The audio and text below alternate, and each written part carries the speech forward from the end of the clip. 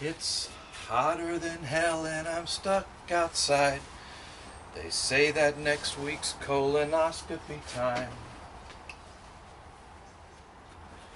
I can't crap in a box, I don't understand why.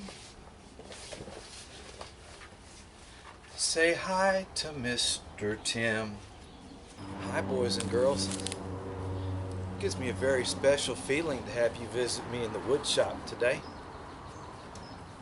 You know, Mr. Tim, woke up this morning and I realized that I'm not as young as I think I am.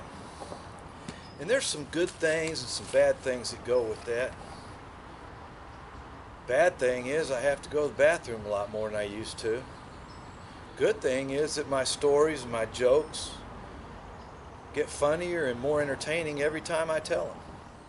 Probably because as I get older I get to be a better story and joke teller. Another bad thing is that a lot of times I wake up in the morning and I hurt and I can't figure out why. Of course, the good thing is that with my gray hair and wrinkles, I now look a lot more dignified and thoughtful and wise. Let me show you how that works. Think of the toughest question you can ask. Tough, I don't care, nuclear physics, existential, why are we here, anything. I'll give you a couple of seconds. Now ask the question.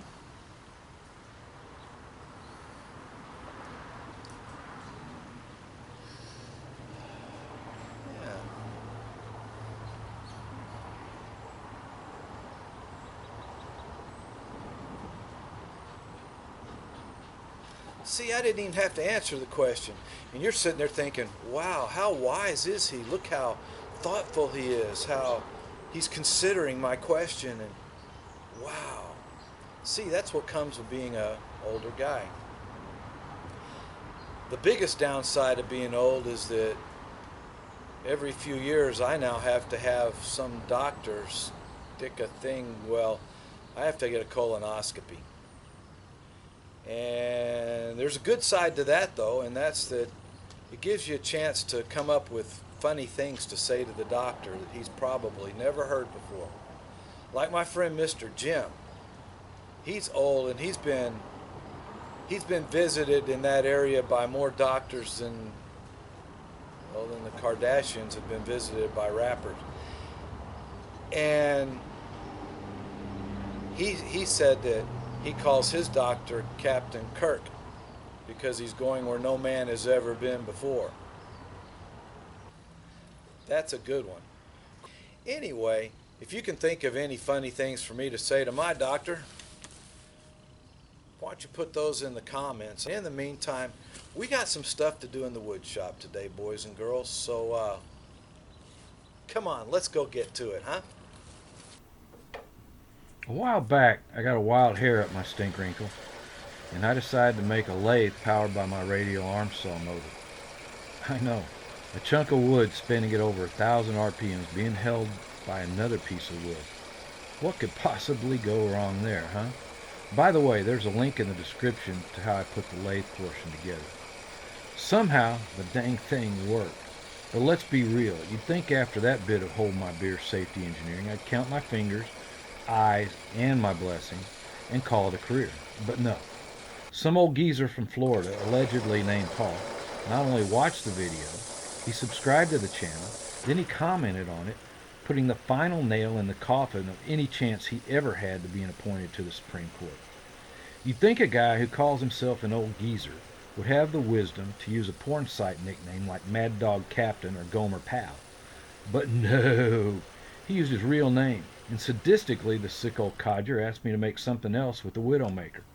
By the way, Paul has a channel where he does metalwork. I'll leave a link in the description to his channel. He does some pretty cool stuff.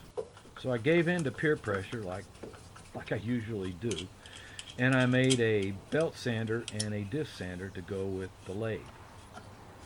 Now, I think this is something that probably can actually come into a lot of use for me because I can use it making fishing lures, and I've always had this hope of putting together a forge so I can start making stuff out of iron and steel. You'll know when that happens because my apron's going to have a bunch of holes burned in it and I won't have eyebrows anymore. The belt sander consists of the base for the top shaft, base for the bottom shaft. The shafts, the two shafts I turned on the lathe. They have a groove cut to hold the sandpaper, and the top one has a groove cut to hold the belt. The other end of the belt is just a pulley that I found laying around the shop. I think it came off an old table saw. This has a little bit of detail to it that I'm going to show you shortly. And the front one is attached to this rail with screws that go into some furniture nuts. I'll show you those as well. The idea of that is that I can both tighten the belt and I can adjust the in and out of this assembly using these two so that this shaft lines up with that shaft and I don't have the belt moving back and forth too much. The basic structure of how to put together the sander portion is really pretty simple. I'll try and make it look complicated, but I doubt I'll pull it off. So I started off, I was going to make it out of 3/4 inch stock, but instead I went to a chunk of a beam that I'd gotten out of a house that was getting remodeled in the neighborhood. I figured the beam would be heavier and more solid so that it'd cut down on some of the vibration. This piece was cut out of here, and that left just this one little piece right here that was effectively going in the burn pile. I added this piece of oak and this piece of oak, both from the scrap pile, to the side of it because of the way the grains run. I thought, you know what, we're going to put a lot of jostling, jolting kind of forces on this, and the way the grains run, it's going to be a weak point right here, and here it's liable to just break off. You see the two shafts now. This is the front shaft and the rear shaft.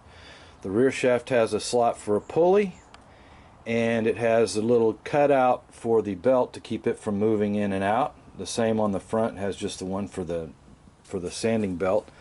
Those, I had an ash tree in my backyard that I took down a while back, and that just came from the scrap pile, and I turned them on the official lathe that I made in the previous video. You might wonder what orifice I pulled the dimensions for those shafts out of, and you might be surprised to find out that there's a design specification to them. I found this chart that shows the surface feet per minute that you're supposed to use for various materials on a belt sander, and I used the diameter of the pulley or the shafts to make that speed happen. This is where we have to go back to high school. Like I said, when I did the lathe, I used the pulleys, different size pulleys, to change the speed of the lathe to make it somewhat manageable. In fact, in that case, I used a small pulley on the motor and a larger pulley on the drive shaft, and that slowed down the lathe from 3,800 to, I don't remember what it was, 1,200 and something feet per rotations per minute. In this case, I actually need to speed it up because 2,900 surface feet per minute, what that means is that this point on the belt will travel 2,900 feet in a minute. So how do you figure what that is? Well, you take the diameter of the drive shaft, multiply it by pi, and that gives you the circumference of the drive shaft. The circumference is how far a point on this belt is going to travel in one rotation. So we have a few variables here. I didn't want to make this any bigger than about 2 inches because I didn't want to stretch the belt in some weird direction. Probably didn't matter, but that's what my thought process was. So I set this at 2 inches. That means that in one rotation, this goes 2 times 3.14159, which is 2 times 6, and I call it like 6 1/4 inches. We'll call it effectively, just for my math, a half a foot. That means that if this is going to go 2,900 surface feet per minute, it's going to need to go 5,800 RPMs. The motor is 3,800 RPMs. So what I did when I turned this shaft, this inside here is an 1.5 inches. So I made this be 3/4 on the inside of this the pulley slot on the shaft. That means that this is now turning at twice the rate of that, which is 7,600 RPM. 7,600 times a half is about 3,800 surface feet per minute, which is well within the range of what I want. This doesn't have to be exact either, by the way, because we're looking at an abrasive kind of thing. I'm sure what they're saying is that if it's more than 4,000 surface feet per minute, you run the risk of destroying what you're working on. You cut too fast to control it. If you go any slower than that, than 2,900 surface feet per minute, then it's just going to take you all day to get the job done. So this is a pretty good compromise, I think, and I think it'll work well for both wood and for metals. So these two pieces of wood with 90-degree angles on them, what they're going to do is form a track that's going to both hold down the front shaft assembly and allow it to slide in and out to tighten and loosen the belt and to adjust the in and out. Now in the front there's a little piece of 1x2 stock that I screwed onto the plywood base. There's screws that go through it and into the base of the front shaft assembly, and those are going to be used to pull the assembly in and out to tighten and loosen the belt and to adjust the belt to line it up with the rear shaft. These two little rails, in addition to holding down that front shaft assembly, are also going to provide support to that so that when I tighten it, it doesn't get pulled out of the plywood base.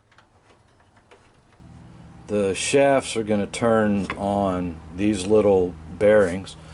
I buy them from my local industrial hardware store. Two of them are like $7.50. And then if you look, this is the part that goes into the bearing. It is a lag screw that I screwed in and then took to the grinder, and I took the head off of it and made it round.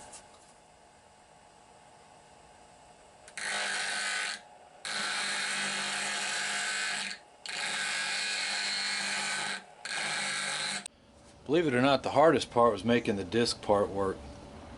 So here I've already got the sandpaper glued to this side. There's a countersink there to hide the carriage bolt. Cut a square here corresponding to the square end of the, just under the head of the carriage bolt. So it's going to go, this goes in here like this. We'll engage the square end. Right. So I start off, I put the bearings on either side of the support for the shaft.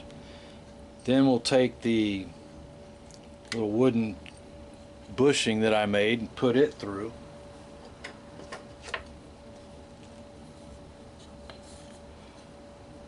Next, we take the carriage bolt through the disc itself. That goes in there. Now, to hold it tight so that the disc doesn't come loose, I'm going to start here with a lock washer,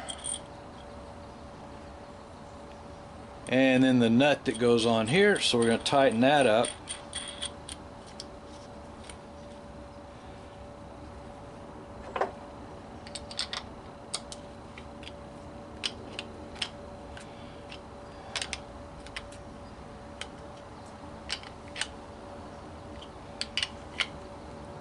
Crank that until we get the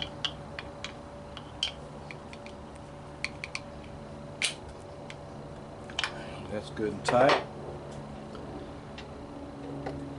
Now the end of the shaft, I have a countersink, and inside of that is one of those nut inserts. And so we're going to take another lock washer.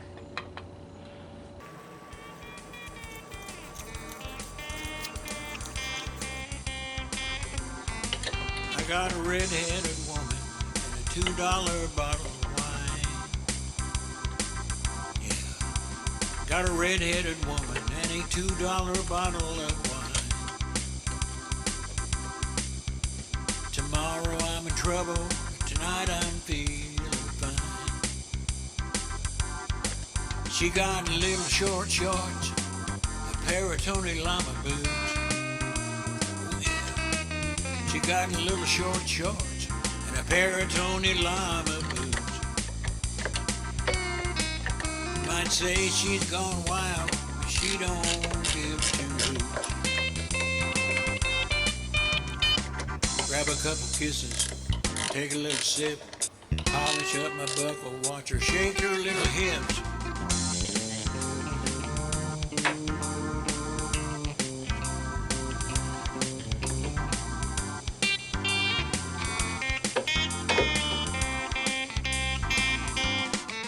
I got a red-headed woman and a $2 bottle of wine. Got a red-headed woman and a $2 bottle of wine. Tomorrow I'm in trouble, but tonight I'm feeling fine. I just got paid and the bar don't close till 2. Say I just got paid and the bar don't close till 2. Now this red-headed woman help me getting over you. Grab a couple kisses, take a little sip, polish up my buckle, watch her shake her little hips.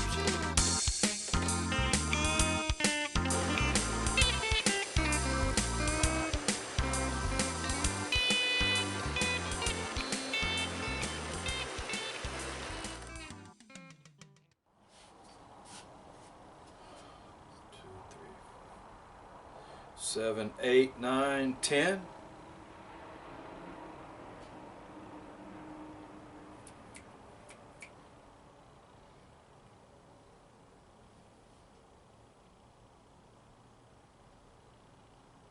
Hey, I made it through another one without any major injuries. All my fingers are here, my eyes and ears are still working, and well, that last one was just out of habit. Thanks for watching. You know, one thing I have, a little issue I have with these videos is that to me the fun part's figuring out how to make something. Once I figure out what I want to make, the fun isn't making it, it's figuring out how. So I don't want to go into a whole lot of detail of showing everything that I do, because it's take the fun away from other guys. If you want more detail or if you want more instruction, let me know, and in the next video I'll do more of that kind of stuff. So in the meantime, don't be afraid to like and comment. You know, I'm pushing almost over 47 subscribers now, so this channel's blowing up. So you know, if you haven't subscribed, do. You know, you get in on the ground floor of something huge. The next thing I'm going to do is very different in the wood shop. I was watching a video the other day of a Chinese bluegrass band playing Amarillo by Morning, which was an interesting video. They were very talented, and one of the instruments they had is something called an erhu, E-R-H-U, and it's a 2-stringed fiddle. And it was really cool looking. It sounded really kind of eerily cool. And so I decided the next thing I'm going to do is make one of those. I'll get to that in the next week or so, I hope. So anyway, take care and we'll see you soon.